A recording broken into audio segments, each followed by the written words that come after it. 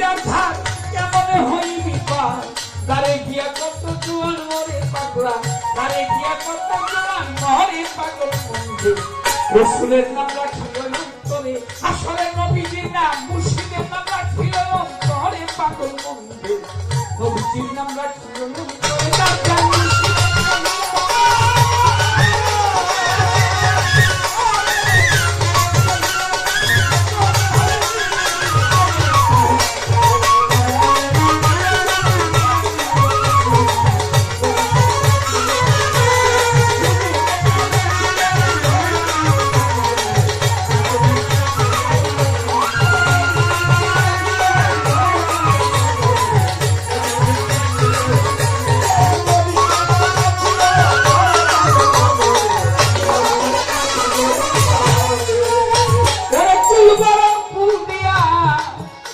সেদিন যেতে হবে পারি দিয়া তোমার চোখ বইয়া ওই ফুলের উপরে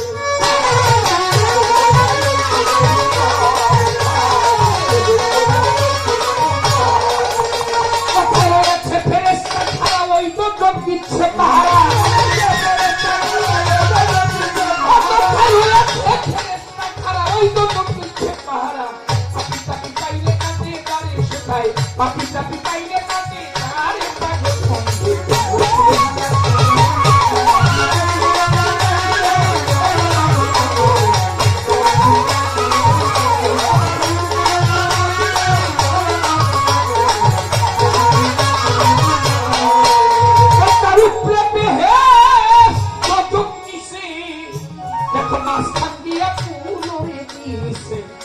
তার লম্বা দিচ্ছে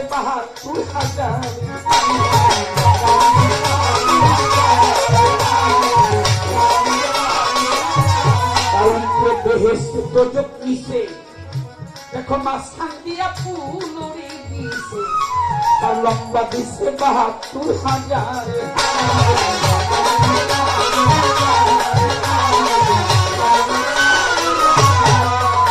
ওর সাত বিচ্ছুত জনকে ভরা সদাই থাকে ফোনা ভরা সাত বিচ্ছুত জনকে ভরা সদাই থাকে ফোনা ভরা লুভি কামুক কামড়াইয়া মারে শেখায় কামুক বাইরে কামড়াইয়া আরে পারে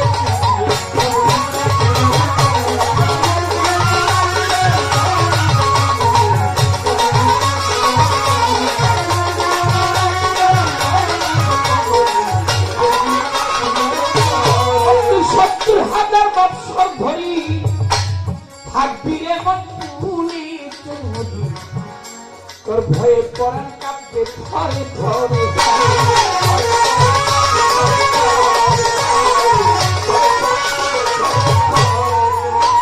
৭০,০০০ বছর ধরি ওতে থাকবি এমন তুমি তোর ভয়ে পরাণ কাঁপতে ধরে ধরে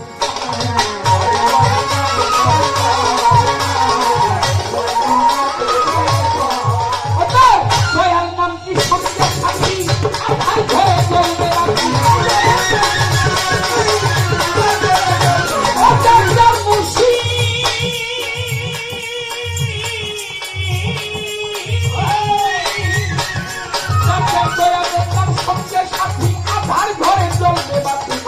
রাস্তা কেন ভুইলা রইল তারে আমার মাতাল কেন ভুইলা রইল তারে পাগল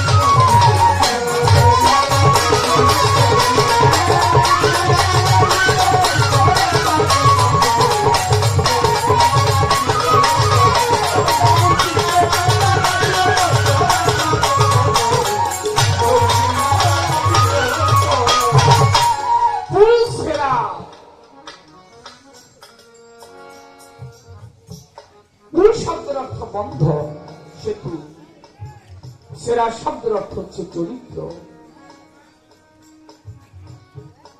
বাবা এক পার মা আরেক পার দুপারে দুজন মাঝখানে ফুল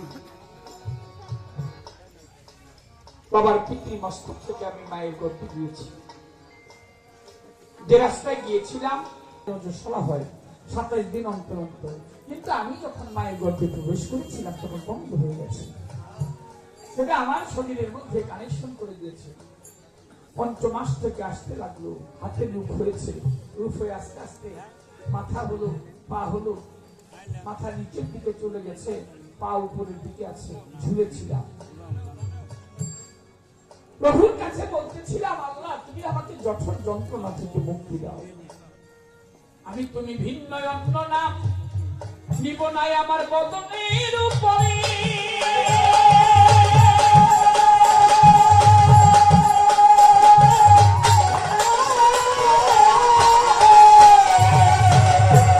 তুমি ভিন্ন অন্য কোন নাম আমার এই মুখে আমি কখনো নিব না। ঝুলেছিলাম মায়ের পেটেরও ভিতরে। মা যদি দাঁড়িয়ে আমাকে প্রসব করতো, জন্ম দিত, আমার মাথাটা গিয়ে পড়তো মায়ের পায়ের মধ্যে। আমি আসার সময় মা একটা চিৎকার মেরেছিল, আহ কষ্ট পেয়েছে। রক্ত মাখা দেহটা যখন মায়ের গায়ের মধ্যে নিয়ে স্পর্শ করেছে, মায়ের ব্যথা, যাতনা, দুঃখ সব ভুলে গেছে। আর আমি এসে একটা কথা বলেছিলাম, ওয়ানা পূর্বে একটু আগে বললাম তুমি ভিন্ন অন্য কোন নাম জপনা করবো না, এখন এসে বললাম ওয়ানা তোমার কথা আমি রাখবো না, আমি আমার মতো চলবো। তাই করছে মানুষ, মানুষ মানুষের মতো চলছে, তার ইচ্ছা মতো চলছে, কিন্তু সে জানে না তাকে একটু পরেই যেতে হবে। বাবু কবি পাগল বিজয় সরকার বলেছে, ওরে দুদিনের দুনিয়ারে মুসাফির চল ফিরে যায়, দেখলাম সংসার মাঝে সকাল সাজে।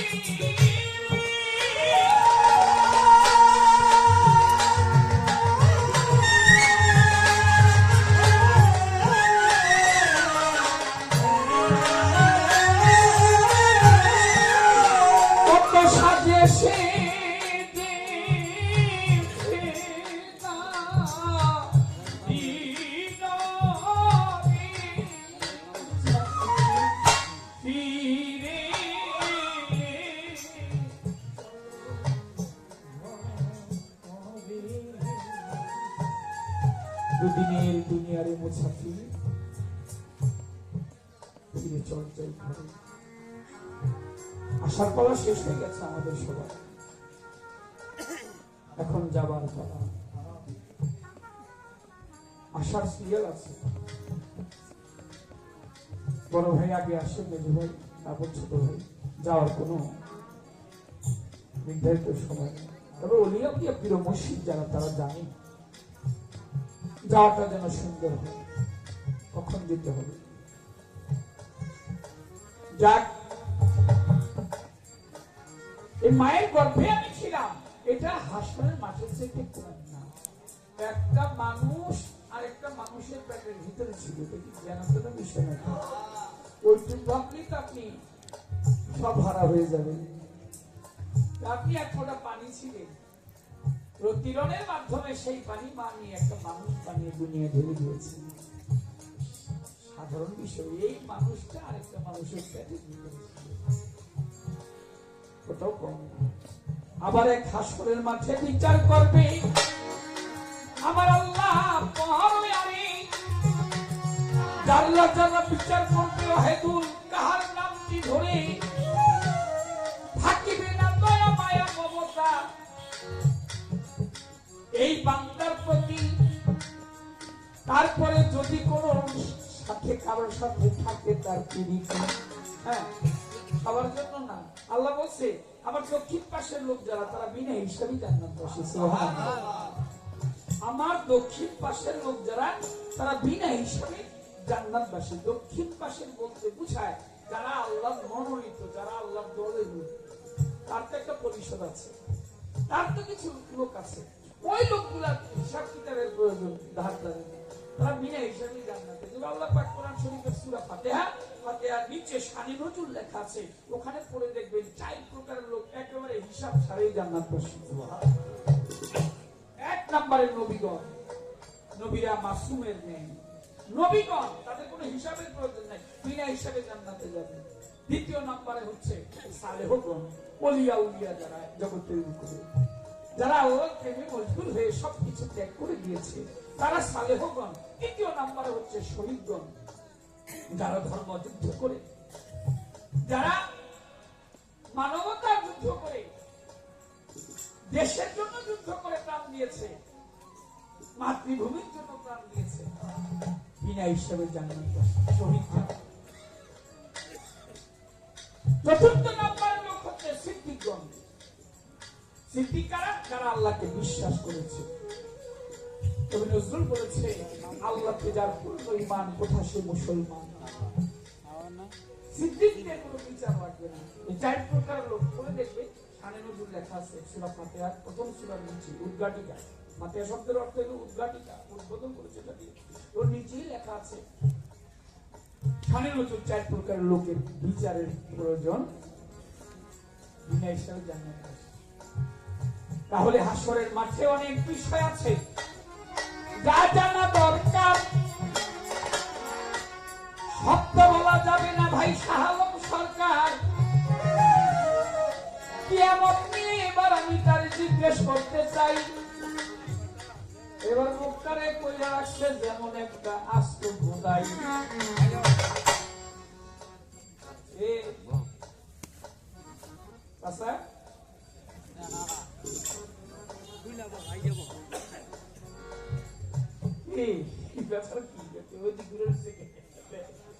আচ্ছা আমাদেরকে চায় না কেন রে?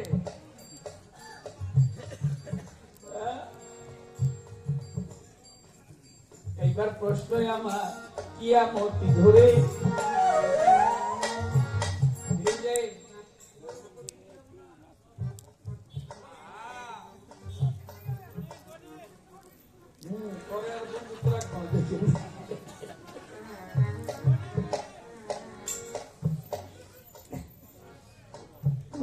আমার জবাব যেন পাই। কিয়ামত করবে আমার আপনি দেখেন, অনেক প্রশ্ন আছে। প্রশ্নের জন্য প্রশ্ন, আটকানের প্রশ্ন, অনেক কিছু আছে আমি জানি না। বাস্তব সত্য পৃথিবীর সবকিছু আমি জানি, এটা বলে বলতে পারি আমি অনেক কিছুই জানি না। কিন্তু একটা কথার মধ্যে যেই কথায় মানুষের কোনো উপকার আসবে না, সারা দুনিয়ার মানুষ শুনবে, এই কথায় যদি কারো উপকার না আসে ওই কথা প্রয়োগ। একটা কথা শুনে যদি মানুষের উপকার হয়, আমি একটা জিজ্ঞেলাম যে অর্থ বলে দেখি, অর্থ বলে কি মানুষের উপকার আসবে না। কিন্তু কোনো কথায় যদি মানুষের উপকার হয়, আমার এই এত দৃঢ় অভিজ্ঞতা থেকে আমি বলতেছি, সেটা একজনেরও যদি উপকার হয়, সব মানুষ তো গান শুনে বিশ্বাস করবে না। সবাই এর প্রতি শোনার জন্য আসছে, কেউ দেখার জন্য আসছে, কেউ মেলার জন্য আসছে, এক একজন এক একজন ইয়ের জন্য আসছে। 2-4 জন হয়তো বিশ্বাস করতে পারে। ওর মধ্য থেকে যে একটা ভালো কথা আলোচনা হয়েছে, এটা কাজে লাগবে জীবন চলার কথা। কিয়ামত আল্লাহ পাক করবে। কিয়ামতের কিছুকাল আগে চতুর্থ আসমানে আছে ঈসা আলাইহিস সালাম। উনি আবার পৃথিবীতে নেমে আসবে। আমার প্রশ্ন, ঈসা আলাইহিস সালাম উনি আবার নেমে আসবে কেন? কারণ সারা জীবন তো শুনছি উনি চতুর্থ আসমানে উপরে আছে নাকি, কিন্তু কেন আছে, কারণটা এটাই প্রশ্ন। এর মাঝে শরীয়ত আছে, শরীয়ত আছে, হাকিকত আছে, মারুফত আছে। একটা কথার মধ্যে যদি ভাবত্ব না থাকে, কথা জিজ্ঞেস করে এটা আমার কথা। ঈসা নবী আসবে যখন, বলেন না আমায় ইমাম মেহেদী থাকবে তখন, থাকবে এ ধরায়। ইমাম মেহেদী আলাইহিস সালাম তিনি তখন দুনিয়াতে আবার তার আবির্ভাব হবে, তার প্রকাশ ঘটবে। 3টা মহাযুদ্ধ হবে। এখন যে এরকম যুদ্ধ হচ্ছে, 3টা মহাযুদ্ধ হবে, বড়, অনেক বড় আকারে। বিশ্বযুদ্ধ কিন্তু 2টা হয়ে গেছে। 3য় বিশ্বযুদ্ধের দ্বার প্রান্তে পৃথিবী। 10-20 বছরও লাগতে পারে, কিন্তু হবে।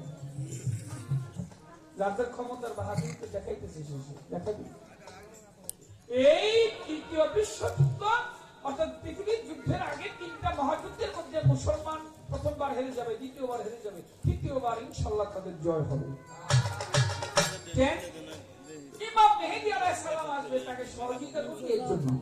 ঈসা আলাইহিস সালাম। আমার কথাটা কিন্তু এখানেও না, কেন আসলে নাকি ভালো করে লিখে রেখেছেন চালন ভাই। ইমাম মেহেদীকে সহযোগিতা করবে। ইমাম মেহেদী সম্বন্ধে রাসূল আকরাম সাল্লাল্লাহু আলাইহি ওয়াসাল্লাম তিনি হাদিস নিয়ে তার হাদিস বলতেছিলেন, আলোচনা করতেছিলেন। সাহাবা প্রশ্ন করলেন, ইমাম মেহেদীর বাবার নাম কি? নবী বলে, বাবার নাম আব্দুল্লাহ। ইমাম মেহেদীর মায়ের নাম কি? বলে, তার মায়ের নাম আমেনা। বলে, তার জন্মস্থান? বলে, ইমাম মেহেদীর জন্মস্থান হবে মক্কা নগর। বংশ? বলে, কুরাইশ বংশ। দেখতে কার মতো? আমার নবী বলে, আমাকে দেখতে যেরকম ইমাম মেহেদী সেরকম হইবে। আমার মধ্যে মাথার চুলগুলি কোঁকড়ানো কোঁকড়ানো থাকিবে। চুল লম্বা ছিল, ওটা টান দিলে বড় হইতো, ছেড়ে দিলে কোঁকড়ানো চোখ ছিল। পবিত্র চুল মোবারকটা ছেড়ে দিলে আবার চলে আসতো কাছাকাছি। চুলগুলিও চুল মোবারকটা আমার মধ্যে হবে, দেখতো আমার মতো। তবে আমার থেকে তার তিনটা জিনিস পার্থক্য থাকে।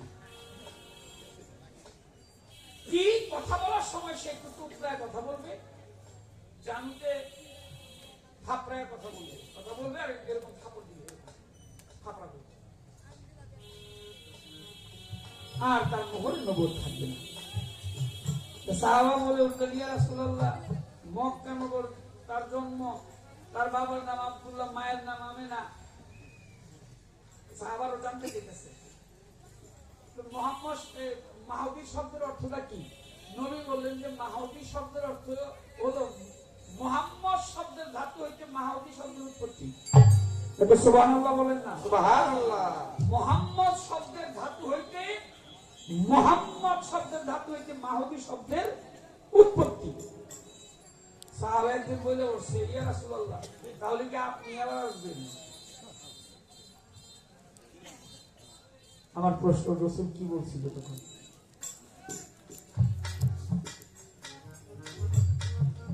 ভালো লাগবে শুনে। আর কোনো আলোচনা নাই, ছোট্ট গান করে আসর ছেড়ে দেই। শাহলম্বর ভাই দাঁড়াইয়া সুন্দর বলবে, নিশান করে শুই। ছোট্ট একটি গান করিয়াই আমি আসর দিব ছেড়ে। ধন্যবাদ ধন্যবাদ আমার শাহালম সরকারে।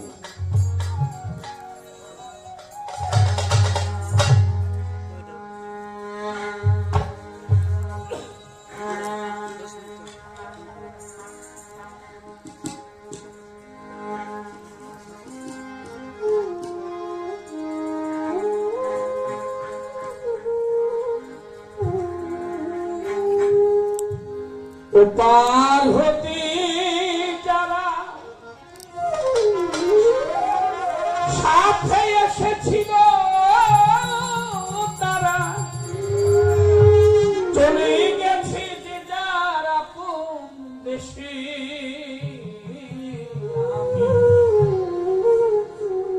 একা বসে আছি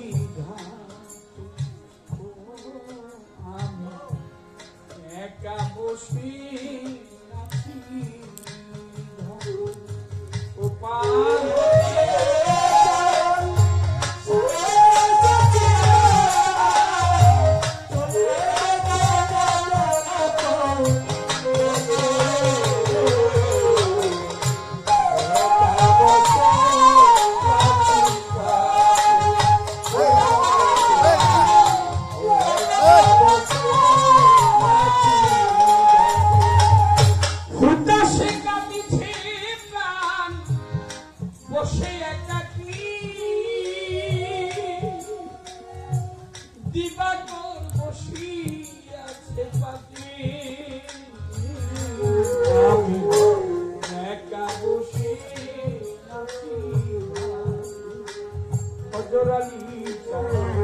আমি একা বসে আছি।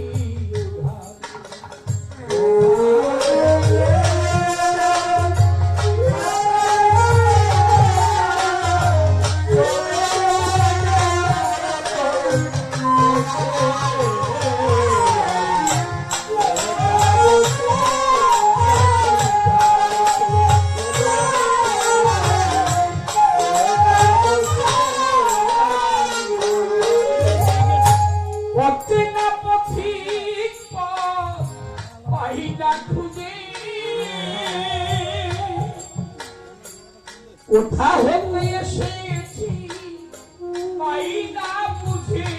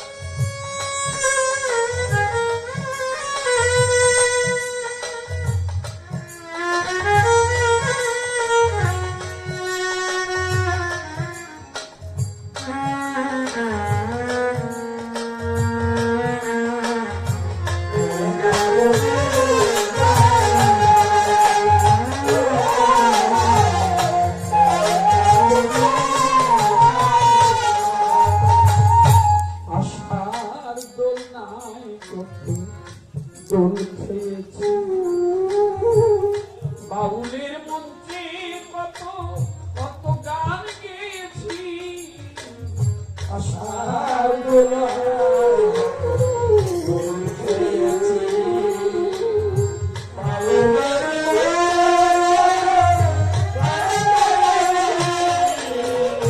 আশার দোলনায় কত দোল খেয়েছি বাউলের মঞ্চে কত গান গেয়েছি যাদের সাথে খেলেছি খেলা মিলাইছিলাম কত গানেরই মেলা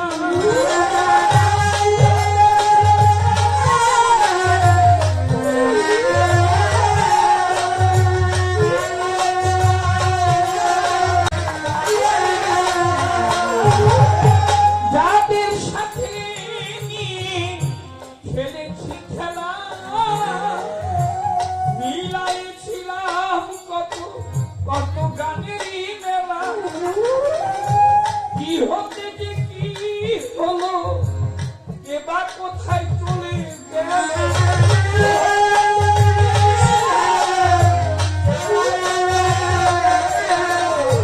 কি হতে যে কি হলো কোথায় চলে গেল বুঝিতে পারি না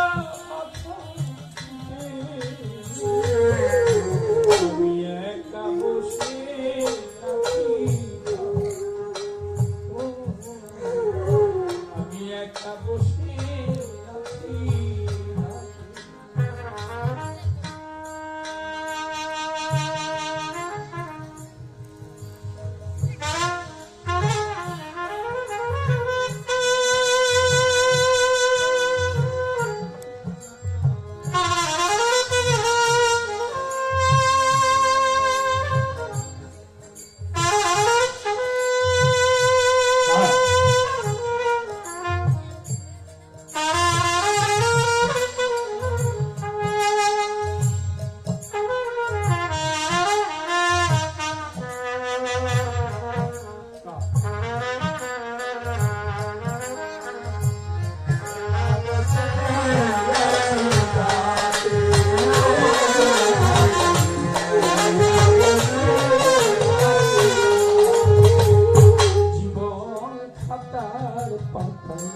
কি যে লিখি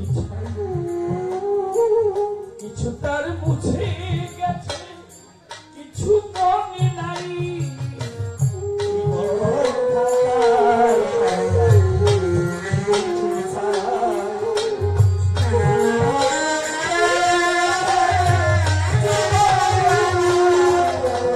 এই জীবন খাতার পাতায় কি যে লিখি ছাই, কিছু তার মুছে গেছে জামা, কিছু মনে নাই। উল্টিয়ে খাতার পাতা সবই দেখি ভূত, আমি যেন তার হাতে নাচেরই পুতুল।